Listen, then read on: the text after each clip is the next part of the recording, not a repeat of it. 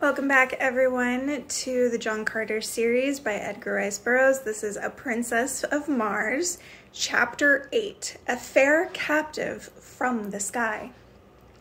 The third day after the incubator ceremony, we set forth toward home, but scarcely had the head of the procession debouched into the open ground before the city than orders were given for an immediate and hasty return.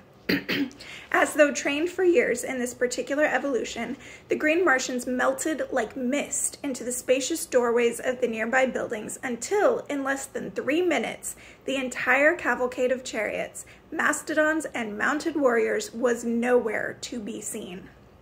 Sola and I had entered a building upon the front of the city, in fact, the same one in which I had had my encounter with the apes, and, wishing to see what had caused the sudden retreat, I mounted to an upper floor and peered from the window out over the valley and the hills beyond.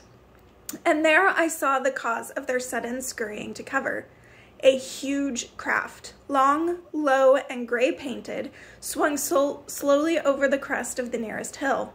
Following it came another, and another, and another, until 20 of them, swinging low above the ground, sailed slowly and majestically toward us. Each carried a strange banner swung from stem to stern above the upper works, and upon the prow of each was painted some odd device that gleamed in the sunlight and showed plainly even at the distance at which we were from the vestals. I could see figures crowding the forward decks of the upper works of the aircraft. Whether they had discovered us or simply were looking at the deserted city, I could not say. But in any event, they received a rude reception. For suddenly and without warning, the green Martian warriors fired a terrific volley from the windows of the buildings facing the little valley across which the great ships were so peacefully advancing. Instantly, the scene changed as by magic. The foremost vessel swung broadside toward us, and bringing their guns into play, returned our fire, at the same time moving parallel to our front for a short distance, and then turning back with the evident intention of completing a great circle which would bring her up to position once more opposite our firing line. The other vessels followed in her wake, each one opening upon us as she swung into position. Our own fire never diminished, and I doubt if 25% of our shots went wild. It had never been given me to see such deadly accuracy of aim, and it seemed as though a little figure on one of the craft dropped at the explosion of each bullet, while the banners and upper works dissolved in spurts of flame as the irresistible projectiles of our warriors mowed through them. The fire from the vessels was most ineffectual, owing, as I afterward learned, to the unexpected suddenness of the first volley, which caught the ship's crews entirely unprepared, and the sighting apparatus of the guns unprotected from the deadly aim of our warriors. It seems that each green warrior has certain objective points for his fire under relatively identical circumstances of warfare. For example, a proportion of them, always the best marksmen, direct their fire entirely upon the wireless finding and sighting apparatus of the big guns on an attacking naval force. Another detail attends to the smaller guns in the same way. Others pick off the gunners, still others the officers, while certain other quotas concentrate their attention upon the other members of the crew, upon the upper works, and upon the steering gear and propellers. 20 minutes after the first volley, the great fleet swung trailing off in the direction from which it had first appeared. Several of the craft were limping perceptibly and seemed but barely under the control of their depleted crews. Their fire had ceased entirely, and all their energy seemed focused on escape. Our warriors then rushed up to the roofs of the buildings which we occupied and followed the retreating armada with a continuous fusillade of deadly fire.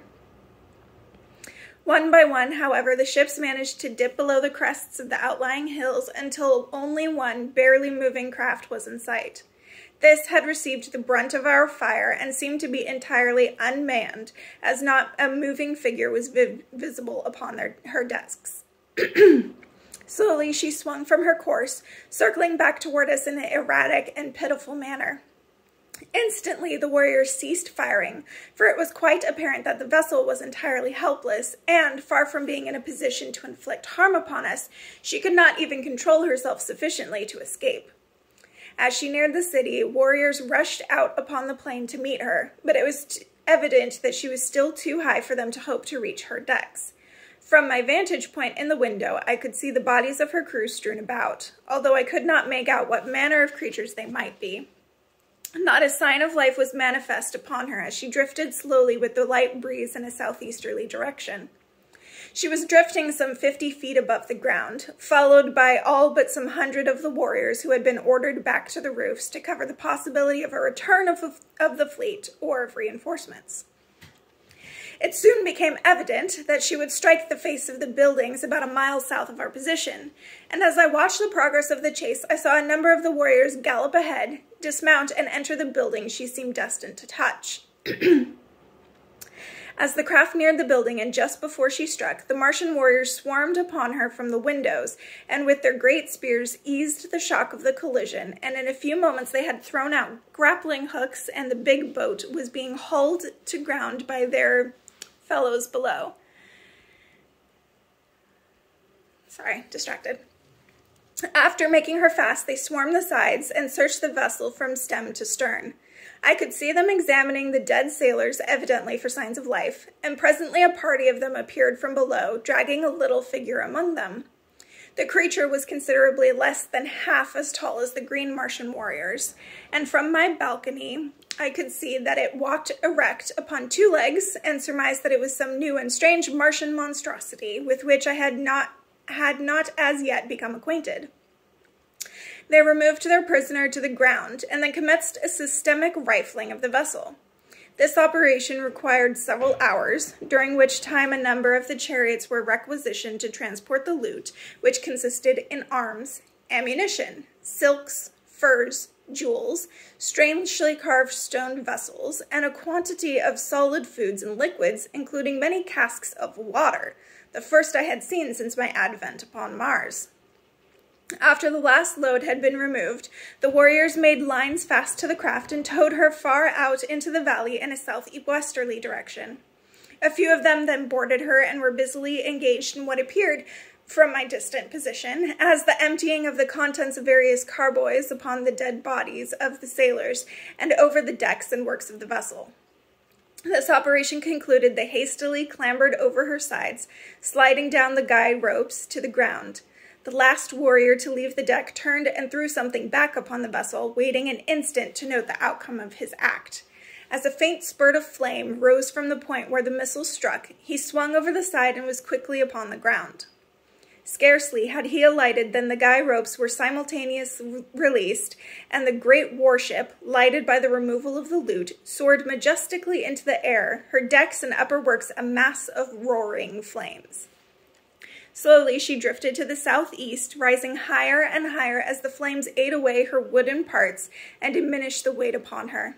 Ascending to the roof of the building, I watched her for hours, until finally she was lost in the dim vistas of the distance. The sight was awe-inspiring in the extreme as one contemplated this mighty floating funeral pyre, drifting unguided and unmanned through the lonely wastes of the Martian heavens. A derelict of death and destruction, typifying the life story of these strange and ferocious creatures into whose unfriendly hands fate had carried it. Much depressed, and to me unaccountably so, I slowly descended to the street. The scene I had witnessed seemed to mark the defeat and annihilation of the forces of a kindred people, rather than the routing by our green warriors of a horde of similar, though unfriendly, creatures. I could not fathom the seeming hallucination, nor could I free myself from it. But somewhere in the innermost recesses of my soul, I felt a strange yearning toward these unknown foemen, and a mighty hope surged through me that the fleet would return and demand a reckoning from the green warriors who had so ruthlessly and wantonly attacked it. Close at my heel, in his now accustomed place, followed Woola, the hound, and as I emerged upon the street, Sola rushed up to me as though I had been the object of some search on her part. The cavalcade was returning to the plaza, the homeward march having been given up for that day, nor, in fact, was it recommended for more than a week, owing to the fear of a return attack by the aircraft. Lorcas Tomel was too astute an old warrior to be caught upon the open plains and with a caravan of chariots and children, and so we remained at the deserted city until the danger seemed past. As Sola and I entered the plaza, a sight which met my eyes, which filled my whole being with a great surge of mingled hope, fear, exultation, and depression, and yet most dominant was a subtle sense of relief and happiness. For just as we neared the throng of Martians, I caught a glimpse of the prisoner from the battlecraft who was being roughly dragged into a nearby building by a couple of green Martian females. And the sight which met my eyes was that of a slender, girlish figure, similar in every detail to the earthly women of my past life. She did not see me at first, but just as she was disappearing through the portal of the building, which was to be her prison, she turned, and her eyes met mine. Her face was oval and beautiful in the extreme. Her every feature was finely chiseled and exquisite. Her eyes large and lustrous, and her head surmounted by a mass of coal-black, waving hair caught loosely into a strange yet becoming coiffure. Her skin was of light reddish copper color, against which the crimson glow of her cheeks and the ruby of her beautifully molded lips shone with a strangely enhancing effect. She was as destitute of clothes as the green Martians who accompanied her. Indeed, save for her highly wrought ornaments, she was completely naked, nor could any apparel have enhanced the beauty of her perfect and symmetrical figure.